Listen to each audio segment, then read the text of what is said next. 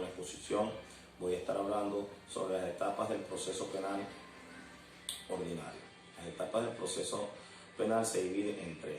La primera etapa de la investigación es la iniciación y la complementación de la investigación a través de la formulación de la imputación y la culminación de la vinculación con el proceso. En la segunda etapa es la etapa intermedia o de preparación al juicio oral, donde se promueve y se resuelve a través de las pruebas. En la tercera etapa es el juicio oral, donde se da inicio con la audiencia del debate, donde se presentan las pruebas y se termina con la ejecución de la sentencia. También voy a estar hablando de lo que es la denuncia. Según el artículo 266 267 del Código Orgánico Procesal Penal, toda persona que tenga conocimiento de un hecho punible podrá formular una denuncia, bien sea verbal o escrita, ante un juzgado, ante la fiscalía o ante cualquier órgano policial para hacer frente a cualquier hecho punible que no tenga conocimiento cualesquiera de estas instituciones. Mi nombre es Marbelis Arteaga, me corresponde el tema parte del sistema acusatorio, como es la acusación y la querella. La acusación, institución reservada en un primer término al titular de la acción penal, como es el Ministerio Público, en los delitos de acción pública. Viene a ser el acto conclusivo, está contemplado en el artículo 308 del Código Orgánico Procesal Penal, que contiene la pretensión punitiva y la solicitud de enjuiciamiento de los presuntos responsables de la comisión del hecho punible. Cuando el Ministerio Público estime que la investigación proporciona fundamentos serios para el enjuiciamiento público del imputado o imputada, presentará la acusación ante el Tribunal del Control. La acusación procede únicamente cuando la investigación proporcione un fundamento serio basado en el repertorio de elementos de convicción recabados que haga presumir responsabilidad del acusado en la comisión del delito. Es un acto que concluye la fase preparatoria, al igual que el sobreseimiento. La acusación pone fin a la fase de investigación.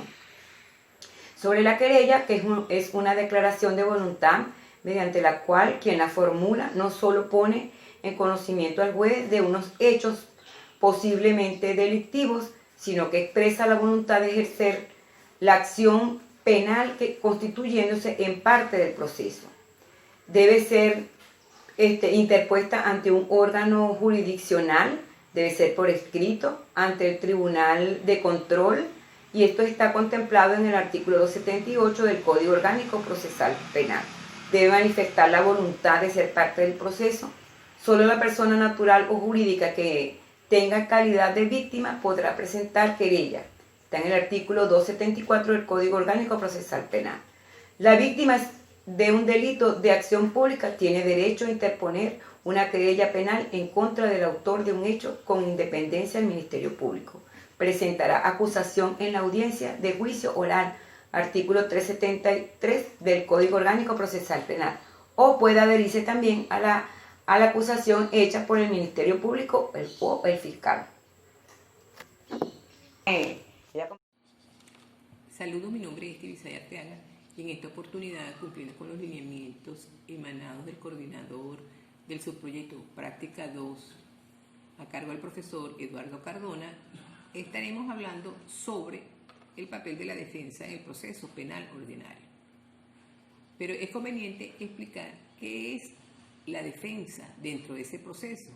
Entonces podemos definir la defensa como aquel funcionario público o abogado particular designado por el tribunal o nombrado por el imputado para que proteja, para que lo ampare, para que defienda sus derechos durante ese proceso. Aunque el imputado también puede defenderse a sí mismo, pero siempre corresponderá al abogado defensor la llamada defensa técnica. Esto es fundamental en los conocimientos jurídicos que tiene el abogado en virtud de su profesión, tanto en el aspecto del derecho procesal como en el derecho sustantivo. Entonces hay que tener bien presente y aclarar que no es posible llevar a cabo un procedimiento penal válido sin que esté designado, juramentado, un defensor para ese imputado. Por tanto, un procedimiento llevado a cabo sin este defensor será un procedimiento nulo, de nulidad absoluta, de conformidad al artículo 175 del Código Orgánico Procesal Penal, en el cual se cataloga de nulidad absoluta toda aquella que tenga que ver con la intervención, asistencia y representación del imputado, al igual que las que impliquen la inobservancia o violación de derechos y garantías fundamentales de las que están previstas en el Código, en la Constitución y en los tratados internacionales suscritos válidamente por la República. La figura del defensor, entonces, es de este modo irrenunciable a un Estado de Derecho. No existirá debido proceso sin que el imputado tenga un defensor que lo asista desde el inicio del procedimiento hasta el final. Todo esto en concordancia con el artículo 1 y el artículo 12, según dice que la defensa es un derecho inviolable de todo, en todo estado y grado del proceso. O sea, no puede haber proceso sin un defensor. Podrán haber todos los elementos, pero si no hay defensor, ese acto es nulo. Entonces, es inadmisible que se lleve un procedimiento penal sin esa figura. Entonces, vemos entonces que en el numeral 3 del artículo 126 del COP señala que el imputado tendrá derecho a ser asistido desde los actos de aprehensión, desde el inicio del procedimiento, hasta el final. O sea, no puede haber ninguna fase del proceso penal sin la asistencia de un defensor. Entonces tenemos que, es bueno también señalar que la defensa, a partir del inicio de ese procedimiento penal, debe presentar coordinadamente los siguientes elementos. Un elemento fáctico, un elemento probatorio y un elemento jurídico. Definiremos el elemento fáctico como la narración persuasiva de los hechos. O sea, qué fue lo que ocurrió, cómo ocurrió, cuándo ocurrió, quién cometió el hecho, por qué, bajo qué circunstancias. El elemento probatorio, que involucra todos los medios de pruebas que serán presentados en el caso de demostrar los hechos. ¿Qué pruebas pueden convalidar la defensa? ¿Cuáles son aceptadas? ¿Cuáles van a ser refutadas? ¿Cuáles van a ser las que más favorecen al imputado? Así también como ese elemento jurídico, que va a ser aquel marco legal, jurisprudencial y doctrinal que le da soporte a esa teoría. En ley no puede haber delito. Si no está contemplado en la ley, es imposible que haya un delito. Entonces también todo escrito que se vaya a presentar en ese acto debe tener una introducción, un cuerpo y una conclusión, ¿ya? Para que allí se dé de manera estructurada esa defensa. Entonces tenemos que, por ejemplo, en el caso de la audiencia de presentación, hablará primero el fiscal y él va a exponer las circunstancias de modo, tiempo y lugar en que se dio la aprehensión. ¿Qué elementos de convicción tiene el fiscal para poder acusar o para tener esa presunción que esa persona cometió un delito?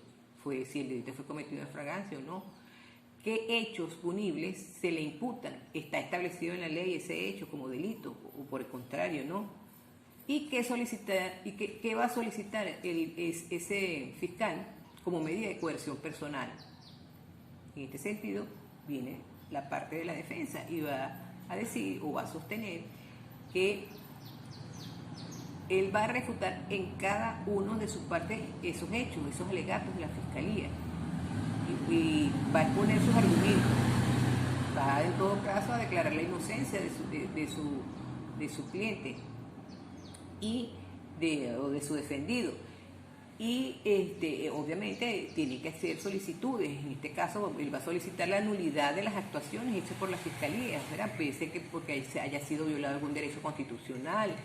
Y en todas estas cosas que se expresen en esa audiencia tienen que ser recogidas en un acta por la secretaria, que las va a transcribir textualmente, como lo dijeron las partes. Entonces, la defensa pública o privada va a exponer entonces exactamente esos alegatos: cómo fue hecha la aprehensión, fue hecha de manera legal, fue arbitraria, fueron violados sus derechos humanos de su defendido. esas actuaciones como fueron. Puede solicitar la nulidad de esas actuaciones, solicitar también la libertad sin restricción o una libertad plena, dependiendo del caso y cómo se desarrollan las actuaciones. En este sentido podemos señalar y concluir que el papel de la defensa en ese proceso va a estar dirigido a intentar recusaciones, por ejemplo, del juez por algunos casos previstos en la ley.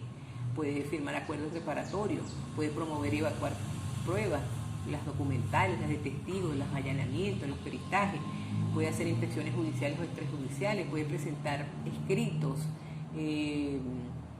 puede hacer uso de todos los recursos ordinarios y extraordinarios que la ley contempla, por ejemplo, como un amparo constitucional, la interpretación constitucional de algún escrito, de alguna situación que exprese el juez, de alguna sentencia, una revisión penal, una revisión constitucional, puede transigir, convenir, desistir, solicitar decisiones según la equidad, ejecutar toda clase de medidas que sean preventivas, cautelares o ejecutivas, darse por citado, por notificado, para seguir el juicio en todas sus instancias, grados, y así como los trámites de incidencia hasta su terminación. Entonces vemos así de manera general cuál es el papel de la defensa dentro del proceso penal venezolano.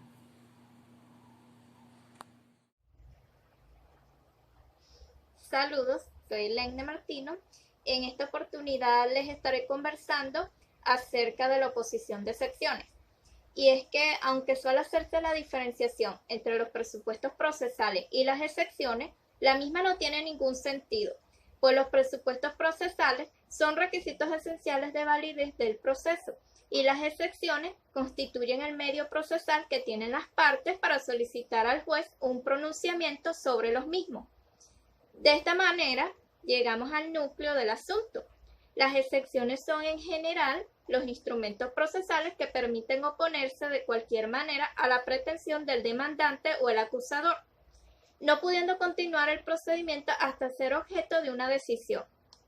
Lo que quiere decir es que cuando introduce el demandado o la defensa una excepción, con ello estará oponiéndose a la pretensión del actor y a que siga el procedimiento, ya sea alegando elementos que afectan el fondo de la controversia, por ejemplo, la existencia o no de lo pretendido, ya argumentando defectos o vicios en la forma que ha sido llevado el proceso, defectos en ejercicio de la acción, falta de jurisdicción o de competencia, entre otros.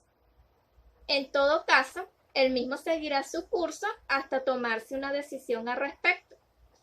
Dentro de las excepciones tradicionalmente se distingue entre las dilatorias, las perentorias y las mixtas. Se consideran dilatorias todas aquellas oposiciones que sin afectar el fundamento de la pretensión del actor suspenden la continuación del procedimiento hasta ser decididas. En cambio, serán perentorias las excepciones que neutralizan la pretensión de fondo de la acción ejercida, de manera que de declararse con lugar el procedimiento no podrá seguir adelante.